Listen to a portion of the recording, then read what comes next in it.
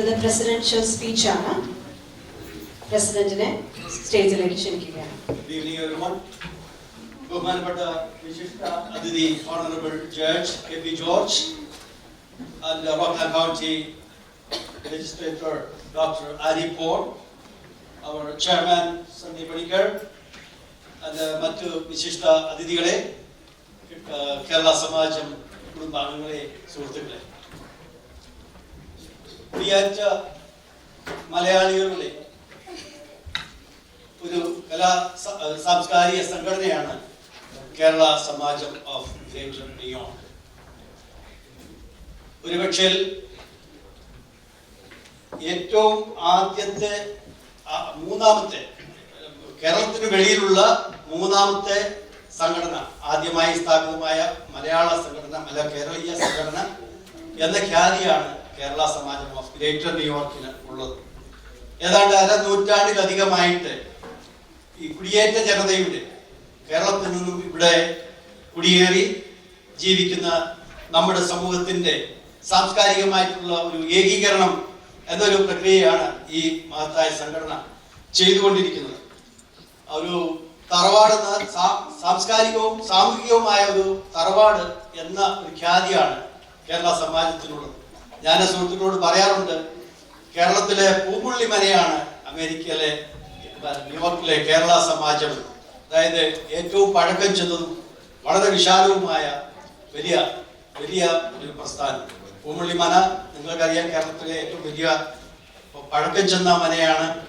അവിടെ അതിനുശേഷം ധാരാളം ഇതര കെട്ടിടങ്ങളും സ്ഥാപനങ്ങളും വന്നിട്ടുണ്ടെങ്കിലും പൂമുള്ളി മനയുടെയോ വൈകാശ്ശേരി മനയുടെയോ പ്രസക്തി ഒട്ടുമേ കുറയുന്നില്ല. അതുപോലെ തന്നെയാണ് അമേരിക്കയിലെ ന്യൂയോർക്കിലെ കേരള സമാജം ഓഫ് ഗ്രേറ്റർ ന്യൂയോർക്കിന്റെയും പ്രസക്തി. എത്രയൊക്കെ ഇതര സംഘടനകൾ വന്നാലും അതിന്റെ ഉത്തരവാദിത്തങ്ങളും അതിന്റെ പ്രസക്തിയും അതിന്റെ ശോഭ ഒട്ടുമേ കുറയുന്നില്ല. അത് നാൾക്ക് നാൾ വളർന്നുകൊണ്ടിരിക്കുകയാണ്. ഇപ്പോൾ ഏതാണ്ട് അരനൂറ്റാണ്ട് കഴിഞ്ഞ് 52-ാം വർഷം എത്തി നിൽക്കുമ്പോൾ ഞാനിപ്പോ 5 വർഷമേ ആയിട്ടുള്ളൂ കേരള സമാജത്തിന്റെ ഒരു അംഗത്വം എടുത്തിട്ട്. അതിന് കാരണക്കാരൻ ഷാജു സാമും വർഗീസ് ലൂക്കോസുമാണ്. കാരണം ഞാൻ ഏതാണ്ട് 3.5 പതിറ്റാണ്ടിലായിട്ട് ഇവിടെ താമസിക്കുന്നുണ്ടെങ്കിലും എന്തൊക്കെയോ കാരണത്താൽ സാമൂഹിക സംഘടനകളിൽ അങ്ങനെ സജീവമായിട്ട് പ്രവർത്തിച്ചിരുന്നില്ല.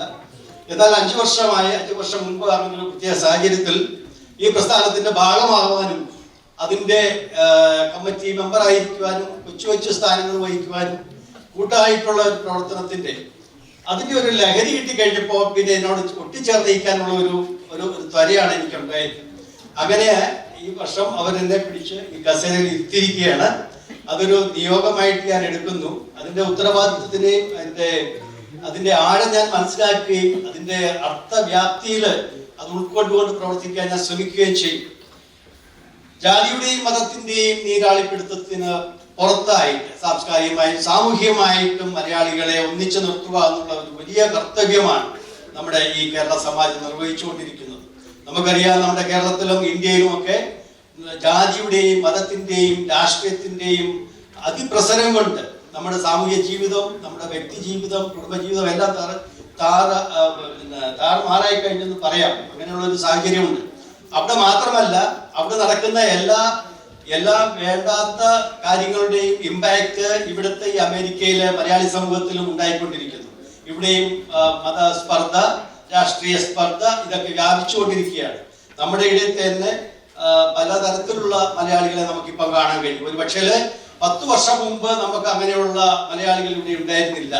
അവരൊക്കെ ഇവിടെ ഉണ്ടായിരുന്നു. അവർ വ്യത്യസ്തരായ മലയാളികളായിരുന്നു. അവരൊക്കെ സാംസ്കാരികവും സാമൂഹികവുമായിട്ടുള്ള കാര്യങ്ങളിൽ ഇടപെടുന്നവരും നേതൃത്വം കൊടുക്കുന്നവരുമായിരുന്നു. പക്ഷെ ഏതോ പ്രത്യേക സാഹചര്യങ്ങളൊക്കെ വന്നപ്പോൾ അവരിലെ മറ്റുള്ള ചില കഥാപാത്രങ്ങൾ ഉയർത്തെഴുന്നേൽക്കുകയും അവരല്ലാതായി തീരുകയും ചെയ്തുകൊണ്ടിരിക്കുന്നു. സാധാരണത്വത്തിൽ നിന്നും അസാധാരണത്വത്തിലേക്കുള്ള ഒരു ശീഘ്രമായ ഒരു പരിണാമത്തിന്റെ ഘട്ടത്തിലാണ് ലോകം മുഴുവനും. സാങ്കേതികമായിട്ടുള്ള വളർച്ച കൊണ്ടും അല്ലാതെയും ലോകം പാടെ മാറിക്കൊണ്ടിരിക്കുന്നു. കഴിഞ്ഞ 10 വർഷം നിങ്ങൾ നോക്കിയാൽ തീർച്ചയായിട്ടും നമുക്ക് കാണാൻ കഴിയും. അപ്പം നമുക്ക് കേരള സമാജം എന്ന നിലയിൽ എന്താണ് നമ്മുടെ ദൗത്യം, എന്താണ് അതിന്റെ പ്രസക്തി എന്ന് നോക്കുമ്പോൾ നമുക്ക് മലയാളികളായി കുടിയേറ്റക്കാരായി ഇവിടെ വന്നിട്ടുള്ള ആളുകളെ ഒന്നിച്ച് നിലനിർത്താനും ഒന്നിച്ച് കൂട്ടായി യോജിപ്പിക്കാനും സാംസ്കാരിക പരിപാടികളിലൂടെ സാമൂഹികമായിട്ടുള്ള ഇടപെടലുകളിലൂടെ അതിന്റെ കർത്തവ്യം നിർവഹിക്കുക എന്നതാണ് കേരള സമാജത്തിന്റെ പിന്നെ ഏറ്റവും പ്രഥമമായിട്ടുള്ള കർത്തവ്യമെന്ന് ഞാൻ മനസ്സിലാക്കുന്നുണ്ട്. പലരും പറയാറുണ്ട് പ്രവാസി മലയാളി എന്ന്. ഞാൻ പക്ഷേ അതിനോട് യോജിക്കുന്നില്ല. കാരണം ഇതൊരു പ്രവാസത്തിന്റെ ജീവിതമല്ല, ഇത് കുടിയേറ്റത്തിന്റെ ജീവിതമാണ്. ഇത് നമ്മൾ മനഃപൂർവ്വമായിട്ട് ബോധപൂർവം നമ്മൾ ചോദിച്ചു വാങ്ങിയതാണ് നമ്മുടെ ഗ്രീൻ കാർഡും വിസയും സിറ്റിസൺഷിപ്പും ഒക്കെ. അതുകൊണ്ട് നമ്മൾ കേരളത്തിൽ നിന്ന് പുറത്താക്കപ്പെടുകയോ എക്സ്പാട്രിയേറ്റ് ആയിട്ട് നമ്മൾ നിവൃത്തിയില്ലാതെ ഏതെങ്കിലും ഐലൻഡിൽ പ്രവാസിയായി കഴിയുമെന്ന് പറയുന്ന ഒരു അവസ്ഥയിലല്ല. എപ്പോഴും നമുക്ക് കേരളത്തിലെ ജീവിതം ദുസ്സഹമാവുമ്പോൾ രാഷ്ട്രീയ കാരണങ്ങളാലോ സാമൂഹികമായ കാരണങ്ങളാലോ നമ്മൾ പുറത്താക്കപ്പെടുന്ന അവസ്ഥയിലാണ് നമ്മുടെ പ്രവാസം ആരംഭിക്കുന്നത്. അത് ഒരു പക്ഷേ ഹ്രസ്വകാലമാവാം, അതുമല്ല ദീർഘകാലമാവാം. പക്ഷെ നമ്മൾ അങ്ങനെയല്ല. അമേരിക്കൻ മലയാളികൾ ചോദിച്ചു വാങ്ങിച്ച ആപ്ലിക്കേഷൻ കൊടുത്ത് വാങ്ങിയതാണ് നമ്മുടെ വിസ. നമ്മൾ ഇഷ്ടപ്പെട്ടു വന്നതാണ് ഈ ഭൂമിയിലോട്ട്. അപ്പൊ കേരള സമാജത്തിന്റെ പ്രസക്തി അഥവാ റെലവൻസ് അഥവാ ദൗത്യം എന്താണെന്ന് ചോദിച്ചാൽ നമ്മുടെ സാംസ്കാരികമായിട്ടുള്ള മൂല്യങ്ങളെ സംശയിക്കുന്നതിനൊപ്പം ഈ മണ്ണിന്റെ മൂല്യങ്ങളെയും ഈ മണ്ണിന്റെ സാംസ്കാരികമായിട്ടുള്ള വ്യവസ്ഥിതികളെയും ഉൾക്കൊണ്ടുകൊണ്ട് ഇതിനെ രണ്ടും ഏകീകരിച്ചുകൊണ്ട് സാംശീകരിച്ചുകൊണ്ട് ഇവിടെ കുടിയേറുന്ന മലയാളി സുഹൃത്തുക്കളെ, മലയാളി കുടുംബങ്ങളെ കണ്ടെത്തി അവരെ സഹായിക്കുക, അതേ പാതയിൽ അവരെ നയിക്കുക, അങ്ങോട്ട് സാംസ്കാരികമായിട്ടുള്ള മുന്നേറ്റങ്ങൾ കൊണ്ടുവരിക എന്നുള്ളതാണ് കേരള സമാജത്തിന്റെ. കേരളീയമായ സാംസ്കാരിക പൈതൃകം മാത്രമല്ല, ഈ നാടിന്റെ സാംസ്കാരികമായിട്ടുള്ള മൂല്യങ്ങൾ കൂടി സാംശീകരിച്ചെടുത്ത് ഇതിനെ രണ്ടും ഏകീകരിച്ച് ഒരു പുതിയ സാംസ്കാരിക വ്യവസ്ഥിതിയിലേക്ക് നമുക്ക് മലയാളികളെ ഉയർത്തിക്കൊണ്ടുവരേണ്ട ഉത്തരവാദിത്വമാണ് കേരള സമാജത്തിനുള്ളത്.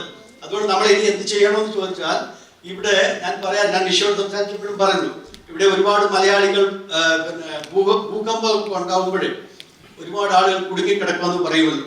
ഒരുപാട് ആളുകൾ അവിടെ 5000 പേര് ഭൂമിക്കടിയിൽ കുടുങ്ങിക്കിടക്കുന്നു. ഭൂകമ്പം ഉണ്ടായി, ഫിലിപ്പീൻസിലുണ്ടായി, അല്ലെ ഗുജറാത്തിൽ ഭൂകമ്പം ഉണ്ടായി എന്ന് പറയുമ്പോൾ ഞാൻ തമാശയ്ക്ക് പറയാറുണ്ട്, നമ്മുടെ സമൂഹത്തിൽ ആയിരക്കണക്കിന് മലയാളികൾ പള്ളികളിലും അമ്പലങ്ങളിലും കുടുങ്ങിക്കിടക്കുകയാണ് ഇപ്പോൾ. അവരെ നമുക്ക് എങ്ങനെയും രക്ഷിക്കണം, സമൂഹത്തിന്റെ വ്യവസ്ഥിതിയിലേക്ക് കൊണ്ടുവരണം, സമൂഹത്തിന് നന്മയ്ക്കായിട്ട് പ്രവർത്തിക്കുന്നവരാക്കി അവരെ നമുക്ക് ട്രാൻസ്ഫോം ചെയ്തെടുക്കേണ്ടതായിട്ടുണ്ട്. പള്ളി മോശമായ ഒരു കാര്യമാണെന്നല്ല ഞാൻ പറയുന്നത്, പള്ളി നമുക്ക് വേണം, തീർച്ചയായിട്ടും എല്ലാവരും പള്ളി പോകണം. പക്ഷെ നമ്മളോട് കുടുങ്ങിക്കിടക്കാനുള്ളവരല്ല. അതിന് പുറത്തൊരു സാമൂഹിക വ്യവസ്ഥിതി ഉണ്ടെന്നും സാമൂഹിക ഒരു സ്ഥലമുണ്ടെന്നും ഇടമുണ്ടെന്നും തിരിച്ചറിയാൻ നമുക്ക് കഴിയണം. അപ്പൊ നമുക്ക് ഇവിടെ ഈ ന്യൂയോർക്കില് കേരള സമാജത്തിന് ചെയ്യാനുള്ള കർത്തവ്യം ഇങ്ങനെ അവിടെ ഇവിടങ്ങളായി കുടുങ്ങിക്കിടക്കുന്നവരെ, ഇടുങ്ങിയ മനസ്സുള്ളവരെ പുറത്തേക്ക് കൊണ്ടുവരാനും ഇവിടെ നല്ലൊരു സമൂഹം, കേരളീയ സമൂഹം കെട്ടിപ്പടുക്കണം. ഇവിടെ ഓണമൊക്കെ വന്നാൽ ആയിരക്കണക്കിന് മലയാളികൾ പങ്കെടുക്കുന്ന ഒരു ഓണം ന്യൂയോർക്കിൽ ഉണ്ടാവണം. അങ്ങനെ ന്യൂയോർക്ക് ഉണരണം, മലയാളികൾ ഇവിടെ ഉണരണം. അതാവട്ടെ കേരള സമാജത്തിന്റെ കർത്തവ്യം. അതിനെ നമുക്ക് കൂടുതൽ ആളുകളെ കേരള സമാജത്തിലേക്ക് ചേർക്കാം, കൂടുതൽ ആളുകളെ ഇതിലേക്ക് ക്ഷണിക്കാം. നമുക്ക് ഇതിലൂടെ നമ്മുടെ കേരളീയമായ പൈതൃകം, അതുപോലെ തന്നെ അമേരിക്കയുടെ ഗുണങ്ങളും അതിന്റെ വാല്യൂവും സാംസ്കാരിക മൂല്യങ്ങളും നമുക്ക് ഉയർത്തിപ്പിടിക്കാം. എല്ലാവർക്കും നന്മകൾ നേർന്നുകൊണ്ട് വിഷുവിന്റെയും ഈസ്റ്ററിന്റെയും സന്ദേശങ്ങൾ നമുക്ക് നൽകാൻ നമ്മുടെ ബഹുമാനപ്പെട്ട ജഡ്ജി ഇവിടെയുണ്ട്. പ്രത്യേക ആശംസകൾ അർപ്പിച്ചുകൊണ്ട് ഞാൻ എന്റെ ചെറിയ പ്രസംഗം ഇവിടെ നിർത്തുന്നു. എല്ലാവർക്കും നമസ്കാരം. Thank you Sibi. വളരെ നല്ലൊരു സ്പീച്ചായിരുന്നു നമ്മുടെ പ്രസിഡന്റിന്റെ. ഇതിനേക്കാളും വളരെ ഒരു നല്ല കയ്യടി പ്രതീക്ഷിക്കുന്നു. സിബി പറഞ്ഞ വളരെ ഒരു പ്രധാനപ്പെട്ട കാര്യം, നമ്മളാരും പ്രവാസികളല്ല, നമ്മളെല്ലാവരും പ്രൗഡ് അമേരിക്കൻസ് ആണ്. അത് നമ്മൾ പല പ്രാവശ്യം മറന്നുപോകുന്നൊരു ഒരു കാര്യമാണ്. അതാണ് സിബി പറഞ്ഞതിനകത്ത് ഏറ്റവും എനിക്ക് ഇഷ്ടപ്പെട്ടൊരു കാര്യം. കാരണം ആരോടെങ്കിലും നമ്മൾ ചോദിക്കുമ്പം പറയാറുണ്ട്, ഞങ്ങൾ ഇന്ത്യക്കാര് ആണ്, നമ്മൾ ഇന്ത്യക്കാരാണ്, മലയാളികളാണ്, അമേരിക്കൻസ് ആണ് നമ്മൾ. അതാണ് നമ്മളിവിടെ കേരള സമാജത്തിലൂടെ നമ്മൾ നമ്മുടെ സാംസ്കാരിക പൈതൃകം നമ്മൾ പള്ളികളിലും അമ്പലങ്ങളിലും മാത്രം ഒതുങ്ങി നിൽക്കാതെ നമ്മളുടെ ആ ഒരു സ്നേഹവും സഹോദര സ്നേഹവും ഐക്യവും എല്ലാം കാണിക്കാൻ പറ്റുന്ന ഒരു സ്ഥലമാണ് കേരള സമാജത്തിൽ. നല്ലൊരു പ്രസിഡൻഷ്യൽ സ്പീച്ച് ആയിരുന്നു. Thank you.